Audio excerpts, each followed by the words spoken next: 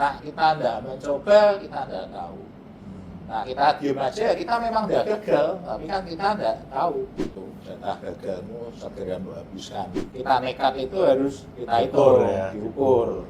Jangan terjun payung tanpa parasutan, ya itu bodoh. Karena kalau sama-sama kita jadi satu, itu ya ibarat kapal ada dua kapten. Aku suka baca buku apa gitu, semua buku terutama manajemen pengembangan itu memang aku suka.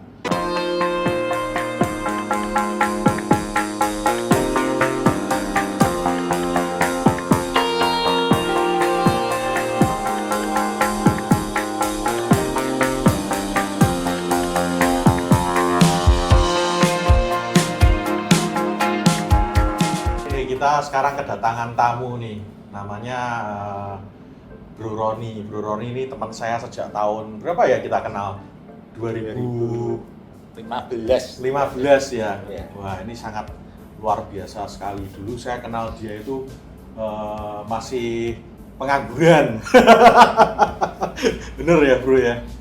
Masih jaga toko ya, banyak duit ya, pengangguran banyak duit, jaga toko ya. Sekarang bisnisnya luar biasa sekali. Pak Roni ini sudah punya nasi empal Bumari, ya.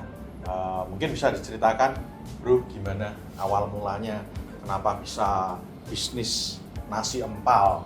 Ya, awal mulanya saya ini buka toko baju anak istri saya tahun 2012. Tapi lama-kelamaan itu banyak online shop, omsetnya tambah lama tambah turun. Nah, saya ngomong sama istri saya, coba bisnis lain. Kita sebenarnya belum ada gambaran nih mau buka apa. Delalai kok istri saya ini nemu resep punya Mae, yaitu yang Bumari itu. Ya kayak film silat gitu, Bro. Nah, terus kok ada resep ini, terus kita coba kita kasih ke teman-teman. Oh kok pada ngomong enak. Nah, terus kita nekat lah, kita tidak ada basic kuliner, tidak ada apa, daripada buka toko baju anaknya tidak begitu jalan, kan ruko sendiri, kita coba buka restoran. Ya dilalai kok oke lah, maksudnya pangsa pasarnya berkembang terus sampai sekarang, seperti itu sih awalnya. Oke, tapi kok kayaknya bisnismu ini agak berbeda sekali dengan kamu ya Bro. Kalau kita lihat, wah ini gila nih, tatonan semua, tapi bisnisnya baju anak, sama kuliner. Terus dari sisi kamu kan dulu family bisnisnya kan alat-alat teknik. Kenapa sampai memutuskan ini bisnis kuliner? Ya modal nekat saja, mungkin mendukungnya bisnis kuliner. Ya saya enggak ada cita-cita mau bisnis apa, pokoknya ya apa yang menghasilkan duit kita sikat. Keren. Bro Roni ini kalau saya nggak salah ingat juga ya, kayaknya nggak kuliah juga ya Bro? Kuliah? 6 bulan kumlot. 6 bulan kumlot. Kuliah. Oke.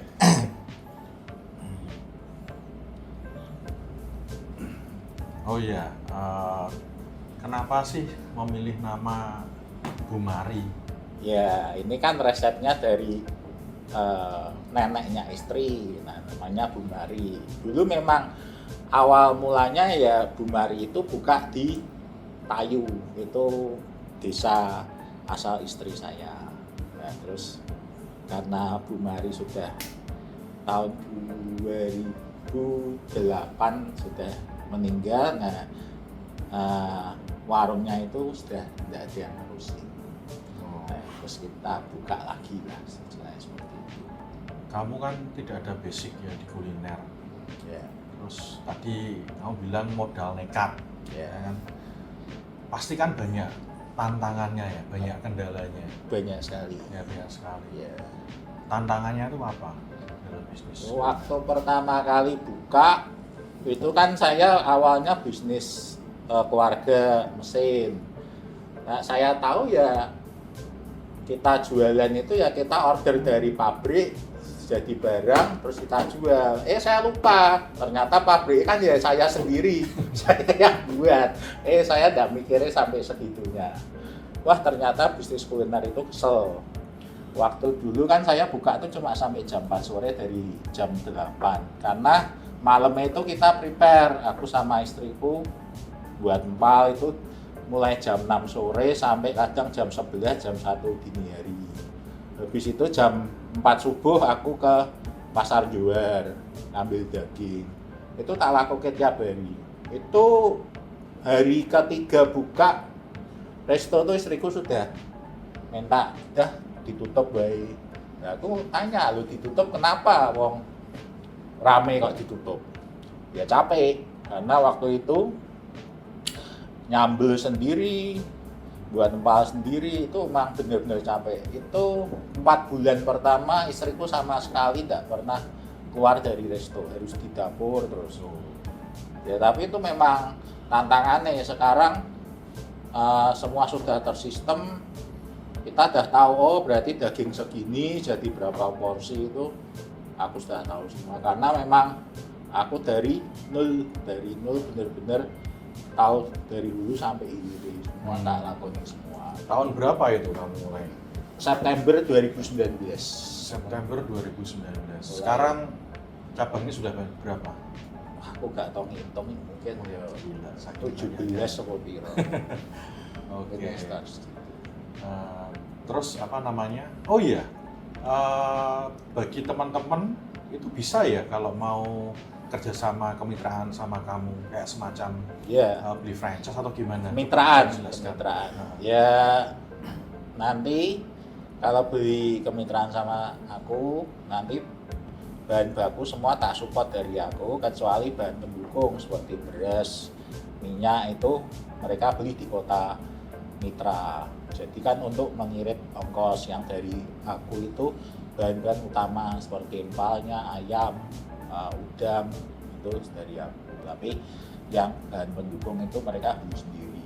Terus nanti tak training selama 1 minggu. Aku punya tim untuk handle selama 1 minggu, peralatan dapur saya kasih jadi biar semua seragam. Terus nanti tak buatin Gojek, Grab itu yang buatin aku semua. Terus nanti tiap bulan aku promosiin di media sosial seperti itu. Oke. Jadi full support lah. Jadi produkmu ini kan seperti empal itu distribusi dari pusat semua untuk dikirimkan ke mitra-mitra ya. Jadi mitra-mitranya hanya tinggal goreng seperti itu. Jadi memang benar-benar kamu bisa menjaga standar ya supaya bisa konsisten karena satu kitchen ya. Apakah ada momen yang sangat berkesan dari awal kamu buka sampai sekarang sudah ada 17 cabang? Momen yang paling berkesan apa? Yang paling berkesan itu pas COVID. Pas COVID pertama ada COVID itu omsetnya itu turun sampai 90%. Jadi aku pertama itu wah ki kok apa Jojo ki bar ya. Bare di sini. Tapi setelah itu 2 minggu mulai normal pas COVID yang Delta yang pada restoran tidak boleh buka itu malah penjualannya itu meningkat sampai 400%. Nah, satu COVID terus saya. malah penjualannya itu luar biasa. Oh gila ya. Jadi itu momennya karena aku dari awal tuh memang tak setting itu ke depannya itu orang tuh kan lama-kelamaan tambah males apa gitu. Mereka pakai online itu. Makanya aku dari awal tuh online ku memang tak kuatin seperti itu. Termasuk media sosial aku, barang itu aku juga ada tim media sosial seperti itu. Karena kalau kita enggak iklan itu nanti kan persaingan bisnis kuliner itu ketat banget. Jadi kita harus reminder terus. Gila. Jadi pada COVID itu kalau saya lihat ya banyak bisnis yang tumbang, tapi justru bermunculan juga bisnis-bisnis baru yang justru suksesnya di saat COVID, ya kan, termasuk bisnismu itu boomnya justru malah waktu COVID ya. Iya, karena itu banyak yang kafe-kafe yang pada tutup, jadi pilihannya semakin sedikit gitu loh. Seperti itu. Oh iya, kamu kan bisnis makanan ya, kuliner ya. Pelangganmu kan pasti sudah banyak, cabang juga 11. Terus yang namanya pelanggan itu kan lidahnya kan masing-masing. Pasti kan ada yang suka, ada yang nggak suka. Terus caramu menangani pelanggan-pelanggan yang kurang puas gimana? Dulu saya ini galau. Misal ada orang ngomong nggak enak, itu tuh aku ngurusin yang orang ngomong nggak enak itu. Ini nggak enaknya kenapa itu tak urusin. Padahal misal 10 orang, ada satu ngomong nggak enak, itu tak urusin malah yang orang satu ini. Ini nggak enak kenapa? Padahal 9 ngomong enak. Nah itu dulu tuh gitu, salahku di situ. Nah sekarang berarti orang satu ini ngomong nggak enak ya gampang. Ini bukan pasarku seperti itu. Dan sekarang kan menuku juga semakin banyak. Jadi ya namanya makanan itu relatif lah. Nggak bisa kita harus ngomong semua orang makan di saya enak itu. Kita ada pasar sendiri-sendiri sih, menurutku seperti itu. Jadi ya aku juga nggak mau terjebak nanti ada orang ya yang ngomong nggak enak tuh nanti tak urusin ini nggak enak, dia sukanya apa, nanti lama-lama malah lebar. Jadi malah makanan tuh nggak fokus di makanan Indonesia seperti itu. Karena zaman sekarang kita nggak fokus di satu pasar yang kita tuju, itu menurut saya berat. Brandnya kan nasi empal Bumari. Nah sebetulnya kalau saya lihat kan menunya kan sekarang sudah sangat banyak dan variatif ya. Masih ada rencana nggak untuk nambah menu lagi? Ya kalau di tempatku itu nanti ada tiap bulan tuh nanti tak review ini makanan yang kurang favorit apa. Misal sampai 6 bulan makanan yang kurang favorit itu di bawah terus, nah itu biasanya tak ganti nanti. Nah ganti pun kita ya juga mikir dan asal-asalan gitu, tetap fokus di makanan Nusantara seperti itu. Enggak, misal ngawur nanti aku buat spaghetti, pizza atau apa gitu enggak, karena memang aku fokusnya di makanan Indonesia, karena menurut orang itu makanan Indonesia itu makanan yang pangsa pasarnya paling gede seperti itu. Kalau soal harga gimana bro? Kamu bisa dari 1 sedemikian rupa cepat jadi 17. Untuk soal harga gimana kamu? Harga aku menyasari ke pasar middle ya. Ke pasar middle itu pasar yang oke lah, maksudnya mereka daya belinya tuh masih baik. Pasar bawah itu pun sebenarnya gede, cuma yang bermain di pasar bawah itu sudah terlalu banyak dan menurutku kerja bakti lah kalau kita main di pasar bawah itu setengah mati. Jadi marginnya kecil sekali seperti itu. Berarti marginmu gede ya bro ya? Iya, alhamdulillah. Ayo, ini bagi teman-teman yang mau jadi mitranya bisa nih, marginnya gede.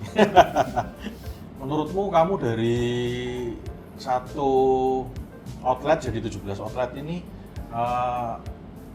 keunggulanmu nih apa? Sehingga banyak orang yang suka makan Bumari, banyak orang yang ingin jadi mitramu untuk buka nasi empal Bumari.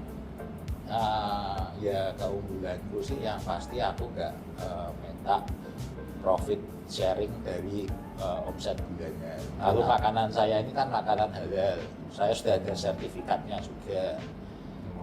Pangsa pasarnya lebih lebar, bukan makanan musiman, misal seperti boba atau apa, itu kan makanan minuman yang musiman ya. Nah, ini saya makanannya yang makanan harian dan harganya harga middle, enggak harga tinggi seperti kafe-kafe. Jadi ya menurut saya pangsa pasarnya masih terbuka lebar lah, dan saya nggak main di Red Ocean, misal ayam, bakso itu kan terlalu banyak saingan. Aku ada empal tapi di dalamnya ada ayam goreng apa itu ada, tapi brand yang tahu namakan itu di empalnya. Ini kok saya baru tahu nih. Sekarang ada Ya, apa namanya? Ini sudah matang apa? sudah matang. Sudah matang ya. Ya, Jadi jadi dikemas seperti itu. Keluar kota, keluar Untuk negeri ya oleh-oleh pernah, gitu ya, ya. oleh-oleh ya. Ke Belanda ya pernah. Kok pernah kirim ke Belanda juga? Ya. Wah, keren, keren, keren. Ini kalau saya mau beli di mana nih bro? Ya di Semarang? semua outlet. Di semua outlet tersedia semua ya. Ya. Oke. Harganya berapa ini? Itu 115. 115, isinya 200 gram. Oke. Saya mau tanya nih bro, menurutmu siapa yang paling berjasa dalam hidupmu? Atau at least siapa sih yang paling berjasa dalam intinya kamu bisa sukses di brand Bumari ini? Ya, yang pasti ya kalau untuk masalah masak ya yang paling berjasa istriku. Istriku yang buat. Tapi ya untuk pengembangan memang dari aku sih. Maksudnya sudah ada pembagian, istriku bagian produksi, aku bagian pengembangan operasional itu aku. Karena kalau sama-sama kita jadi satu itu ya ibarat kapal ada dua kapten, itu pasti tidak jalan. Jadi makanya dari awal tuh aku sudah ngomong sama istriku, kowe ngurusi bagian produksi, untuk operasional pengembangan ini aku. Ya cuma anak yang paling berjasa ya siapa ya. Ya nah untuk operasional sih aku memang otodidak sih. Aku suka baca buku apa gitu, semua buku terutama manajemen pengembangan itu memang aku suka. Aku pernah baca buku itu tuh menarik sih. Jadi bagaimana brand itu bisa orang beli. Misal kita pergi ke suatu daerah, kita ada KFC, ada ayam apa, kita mau milih mana? Pasti milih KFC, karena memang brandnya sudah terkenal. Tapi kalau kamu ke suatu daerah tidak ada KFC, ada ayam ibu siapa, tapi di dalam tulisan brandnya itu ada tulisan sejak 1982 gitu atau sejak apa, kamu kan pilih yang ada tulisan itu karena itu lebih berarti ini brand ini terpercaya sudah lama beroperasional seperti itu. Ya dari buku sih saya yang menginspirasi saya punya brand seperti ini, dan saya tuh orangnya nekat, saya suka mencoba hal baru. Intinya kalau gagal pun aku tidak menganggap itu kegagalan sih, aku menganggap itu belajar, karena aku tidak kuliah. Ya sih berarti ya biaya kegagalan itu belajar itu. Aku bagiku gagal itu santai sih, tidak masalah. Wah keren sekali ini. Mungkin bisa apa namanya teman-teman di luar sana, terutama pasangan-pasangan muda yang habis nikah ya bisa menjadi contoh nih apa namanya bisa kerjasama dengan istri untuk membuat brand yang baru sehingga bisa jadi sukses. Dan apa namanya saya lihat dalam Bro Roni ini memang ada jiwa entrepreneurnya ya. Jiwa entrepreneur itu artinya seorang entrepreneur itu kalau nggak berani ngambil resiko, kalau nggak berani nekat nggak akan sukses. Ya tapi juga dan intinya juga harus diukur ya, resiko tetap harus diukur. Terus ya punya semangat untuk belajar ya, punya semangat belajar, baca buku dan lain-lain. Kamu punya pesan nggak atau apalah yang bisa kamu sampaikan ke teman-teman kita, mungkin teman-teman kita yang belum sukses atau anak-anak muda yang baru lulus kuliah? Ya sih, kalau aku sih sebenarnya ya jangan berhenti mencoba sih sebenarnya itu. Dari sebelum aku bisnis ini pun kan sudah beberapa bisnis yang aku coba dan gagal itu banyak. Aku pernah jual beli mobil, jual pulsa, pemadam kebakaran, mainan, alat tulis, banyak lah pokoknya. Ya. Dan itu ya juga balik semua. Ya akhirnya pasti suatu saat itu ibarat ya itu omongannya Dahlan Iskan itu jatah gagalmu segera mbok habiskan seperti itu. Ya, dari situ kan kegagalan itu kita belajar ya. Oh gagalnya di sini, kekurangan itu sama seperti dulu ada yang pertama kali franchise pun aku nekat ini di franchise enggak, saya punya garasi nganggur. Awalnya kan ada orang makan di tempatku, nah aku ya bingung ini franchise bicara nih ya, itu orangnya minta proposal, nah proposalnya sopo nah terus aku ngambil di internet tuh fried chicken ya. Terus tak copy paste, tak kasih ke orangnya, brandnya tak ganti, udah gitu aja. Orangnya sampai tanya, ini keuntungannya segini, iya padahal ya aku ya ngerti gitu. Keuntungannya ya awalnya gitu sih, nekat dulu, nah coba, dari situ udah semrawut semua. Barang dikirim ada yang keliru, ada yang rusak atau apa. Nah, dari situ kita memperbaiki. Oh, kegagalan ini salahnya di sini untuk cabang kedua nanti. Berarti kan kita sudah tahu nih salahnya di sini. Ya harus diperbaiki terus sampai sekarang seperti itu. Nah kita tidak mencoba, kita tidak tahu. Nah kita diam aja, kita memang tidak gagal, tapi kan kita tidak tahu. Seperti itu sih. Oh, yang penting ya mau mencoba baru gitu, karena tambah lama kan sekarang persaingan tambah banding-bandingan tambah luar biasa. Ya kita harus jadi orang gila, kalau enggak gila kita nggak bisa. Oh ya ini aku lupa tanya yang paling menarik. Anak-anak muda zaman sekarang kan terutama Gen Z ya, kalau mau mulai usaha pasti banyak alasannya ya.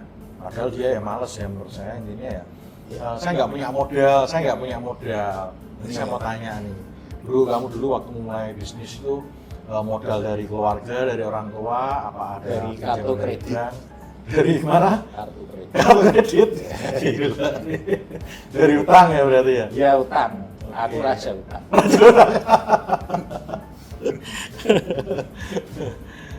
Oke, lah menurut kenapa kamu berani pakai utang lah untuk bisnis? Ya karena sudah tak perkirakan gitu loh. Nah, waktu aku buka itu kan tak hitung sama renov sama biaya perawatan itu 100 juta. Ya amit-amit nak gagal lah. Tak hitung-hitung mungkin ruginya lagi 75-an seperti itu. Ya aku ya berani lah nah, cuma 75. Tak hitung-hitung tuh aku. Jadi ya itu kembali lagi sing masalah kita nekat itu harus kita hitung, diukur. Jangan terjun payung tanpa parasutan ya itu bodoh. Tapi ya harus berani juga gitu. Nah itu tak hitung tuh sekitar 75. Oh, ya paling berapa bulan ya? 3 bulan sudah kartu kreditnya sudah lunas. Sudah bayar semua. Keren gitu. Satu lagi, kamu punya quote nggak? Quote? Ya. Quote apa ya? Ya berani nekat aja sih. Nah aku orangnya nggak ada quote-quotean, pokoknya nekat. Kamu harus ya jangan egois lah dalam hidup. Kayak aku buka empal ini, aku cita-cita bukan aku pengen kaya, pengen punya mobil, rumah, enggak sih. Aku cuma pengen apa ya? Ya aku tuh bisa mempekerjakan orang sebanyak-banyaknya. Keren ya. Jadi mungkin gara-gara tujuanku baik ya, yang di atas mendukung untuk biar usahaku ini tambah lama tambah bisa menampung pekerja sebanyak-banyaknya. Seperti itu sih aku kalau masalah uang aku nggak terlalu ambil pusing, masalah gengsi apa enggak sih. Keren. Wait, thank you bro kedatangannya. Ya, Sampai ketemu lagi ya, semoga sukses. Oke.